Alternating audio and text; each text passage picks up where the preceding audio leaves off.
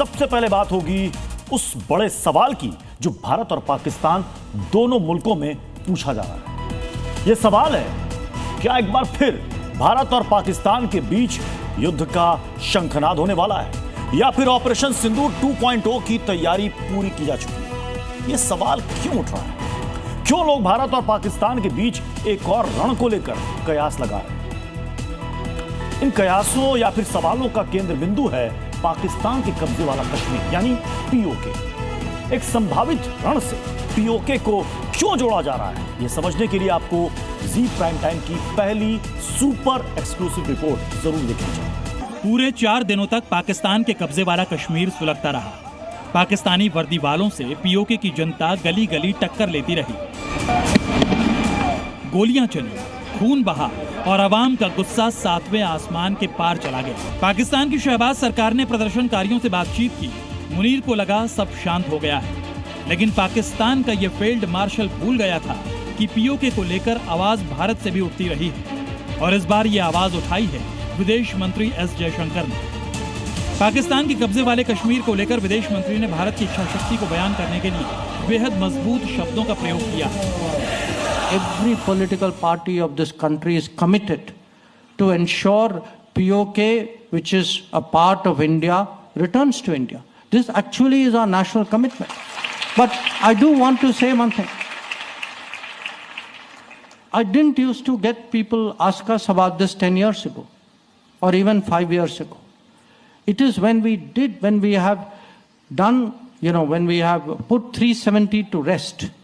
Now people understand, yes, the POK is also important. हालांकि ये पहली बार नहीं है जब भारत से पीओके को हासिल करने की बात कही गई, लेकिन ये बात उस वक्त अहम हो जाती है जब कुछ ही महीनों पहले ऑपरेशन सिंदूर में पाकिस्तान को शिकस्त दी गई और जब पाकिस्तान के कब्जे वाले कश्मीर में बगावत की आग तेजी से सुलग रही है। एक तरफ सरकार अपना प्रण दोहरा रही है तो दूसरी तरफ भारतीय सेना भी अपनी तैयारियों को धार दे रही है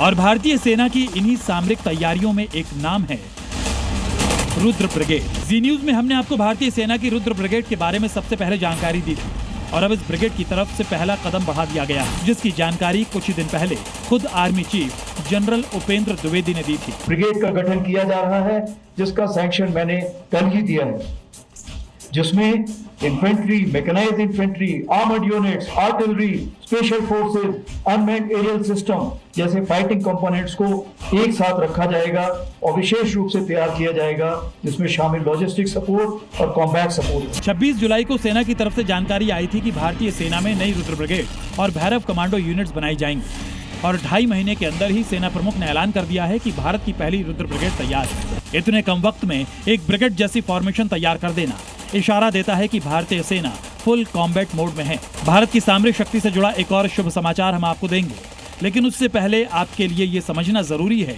कि आखिर ये रुद्र ब्रिगेड है क्या और इससे क्या हासिल होगा। रुद्र ब्रिगेड सेना की एक ऐसी यूनिट है जिसमें सेना के सभी अंगों के सैनिक और संसाधन शामिल किए गए हैं, यानी एक ही ब्रिगेड के अंदर इन्फेंट्री के जवानों से लेकर आर्म्ड यूनिट के टैंक रहेंगे। एक ही कमान के अंतर्गत तोपखाना और ड्रोन यूनिट रहेंगे और हर रुद्र ब्रिगेड में स्पेशल फोर्सेस के कमांडो भी शामिल होंगे जो खास मिशंस को अंजाम देंगे। भारतीय सेना आगे बढ़ रही है तो सेना की सामरिक क्षमता बढ़ाने की तरफ रक्षा मंत्रालय ने भी एक बड़ा कदम उठाया है। रक्षा मंत्रालय ने प्राइवेट सेक्टर में तोप के गोले, छोटे हथियारों की गोलियां और कुछ खास किस्म के मिसाइल के निर्माण को हरी झंडी दे दी। मीडिया रिपोर्ट्स के मुताबिक प्राइवेट कंपनीज को अब 105, 130 और 150 mm के गोले बनाने की अनुमति मिलेगी। पिनाका लॉन्चर के लिए लंबी दूरी की मिसाइल भी प्राइवेट कंपनियां बना सकेंगी। साथ ही मोर्टार और 1000 पाउंड तक के बम बनाने के लिए भी प्राइवेट कंपनियों को अनुमति मिलेगी। हालांकि ये सभी निर्माण सख्त निगरानी में होंगे। बताया जा रहा है कि इस फैसले के पीछे रक्षा मंत्रालय की दलील है कि किसी भी सीमित टकराव या युद्ध के समय में भारतीय सेनाओं के लिए गोला बारूद की कमी नहीं पड़नी चाहिए। इसी वजह से प्राइवेट कंपनीज को भी हथियारों के निर्माण में शामिल किए जाने का प्लान तैयार किया गया है। ये रक्षा मंत्रालय की दलील है, लेकिन तेजी से नई ब्रिगेड बनाना और बड़े पैमाने पर हथियारों के निर्माण के लिए प्राइवेट कंपनीज को इजाजत देना, ये बताता है कि भारत भी खुद को युद्ध जैसे आपातकाल के लिए तैयार कर रहा है।